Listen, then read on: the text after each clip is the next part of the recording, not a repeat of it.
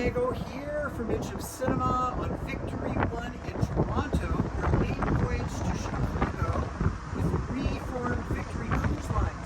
We're on deck 4, walking around to get our very special guest and Kalosh.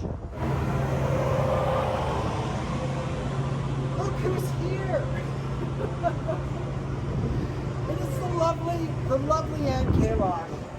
And this is one of those cabins that you can only access from the outside, but you get a little veranda directly outside your cabin window. So it's very special in that way, like an old coastal steamer.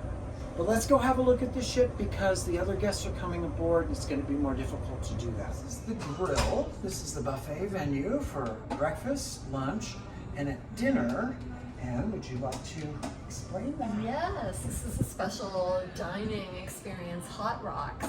So we'll be getting these heated stones and we get to cook our own food. We're going to come up here tomorrow night. I'm looking forward to that. You bring your own protein. Now they bring it to you, but you get to heat it yourself, which is very cool.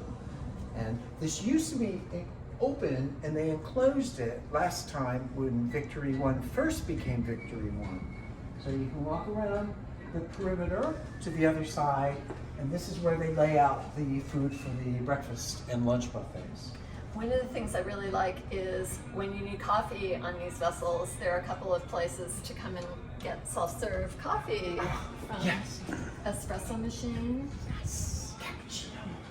All right, welcome to the coastal dining room on deck 1.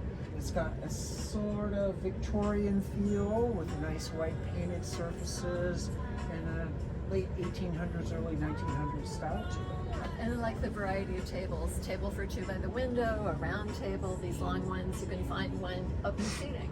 Yes, Right. which is excellent. Yes, open seating, and it can accommodate all guests at once, so there's not first or second seating.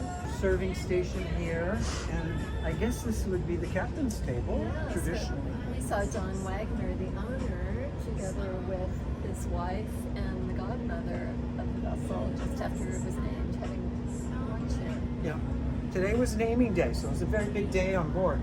All right, follow us back. We'll walk through the whole room.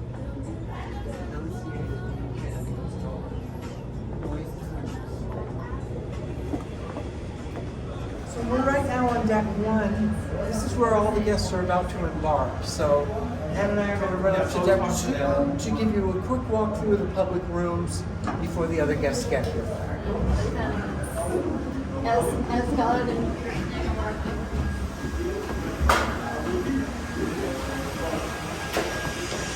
Just this morning, a couple hours ago, Emily Elizabeth Forrester Coleman, the godmother, christened the ship with a bottle of Crown Royal whiskey on the ship's bow.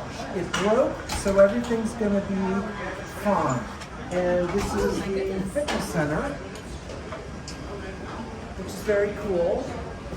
We're going to have to battle for the elliptical if we come here at the same time. And free weights, and this is the purser's desk. This is where you get your business done. Get your cabin key, check in, whatever you need to do, this is where they help you. So follow us into the Compass Lounge, which is the main showroom of the ship. So that's the main staircase. It is very lovely here with this sort of Victorian-inspired lobby with Compass Rose marble on the floor.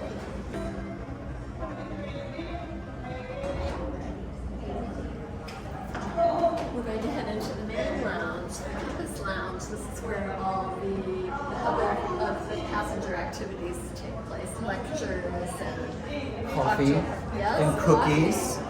Yes, in the Lake Lorien lectures. South American is one of the ships that this ship is sort of designed after, with those open promenades where you access your cabins. And Peter, this corner is part of the relationship between Victory Cruise Lines and the National Museum of the Great Lakes, which provides the training for the Lake Loriens, the expert lecturers who sail with each cruise. Which is phenomenal. And they're going to have a special excursion in Detroit where we can go to Toledo and visit the National Museum of the Great Lakes, where they have a beautiful old laker from 1911 called the James Schoenemacher.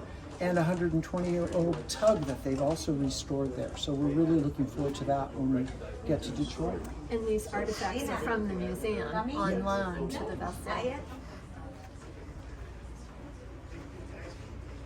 This is nice here too. This is a little cabinet full of lovely books about the Great Lakes and shipping on the Great Lakes.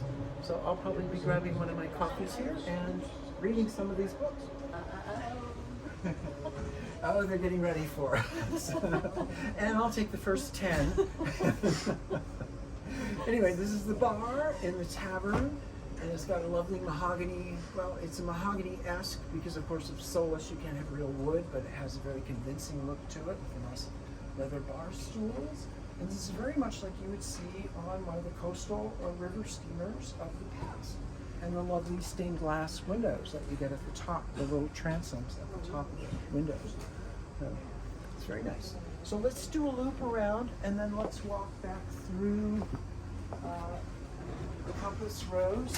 Yeah, they're beautiful. We'll have to sit here and have a cigar later. Okay. I'll wear a gas mask and sit with you. Okay. Board games are here. You can take out anything you want and come and play. I hear they even have chess here. I thought. He's the cappuccino whenever you want. There's an espresso machine. There's cookies, which is great. There's also other types of snacks that you can get if you're hungry and you don't want something sweet. So that's a nice touch. So right now we're in Toronto. We sail this evening.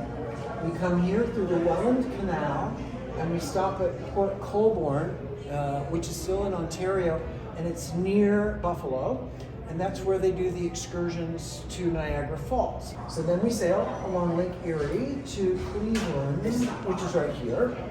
And I can't wait to go to the Rock and Roll Hall of Fame. Rock and Roll Hall of Fame, and also there's William G. Mather, which is another Great Lakes steamer that is going to be opened up to us that morning. It opens in a few days, so we get to tour that. We carry on to Detroit, and in Detroit we're going to do a tour to Toledo, where the Great Lakes Museum is.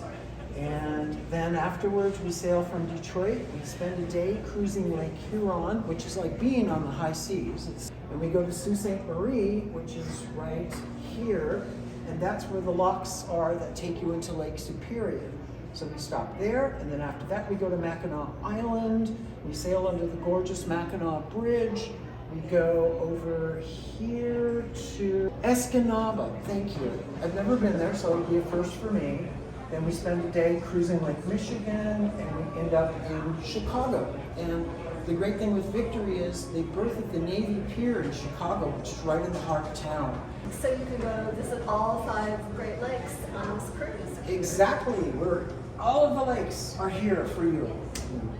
Well, welcome to Deck 4, which has open promenades, which are phenomenal. And there are also verandas for these staterooms, because this is the only way you can access the staterooms on Deck 4. It's like the old Delta Queen or the South American or something.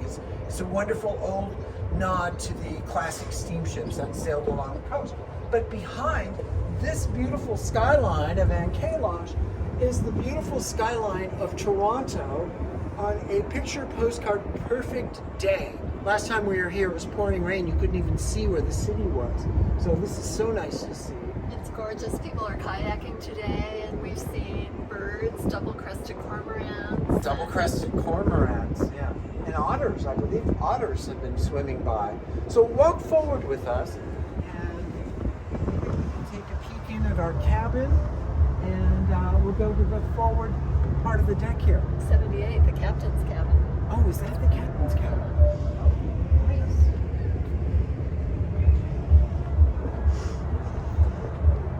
We're in cabin 402, so let's have a look at one of these Deck 4 staterooms. It's embarkation day, so we still have our little Bon Voyage suitcase protector here for the bedspreads. You can see it's cozy, but it's lovely, and we have the large window. It looks like Lake Michigan dunes. That does. It Artwork looks from the...